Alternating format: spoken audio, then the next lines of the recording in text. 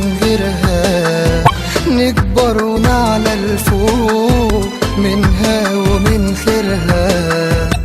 وعلماء من نبتها شايلين هناك اسمها، وكفاية بره يقولوا المصري ده ابنها. مصر اللي بتضمنا نبض الحياة دمنا، نوهب عشان حياتنا لو كنا بنحبها.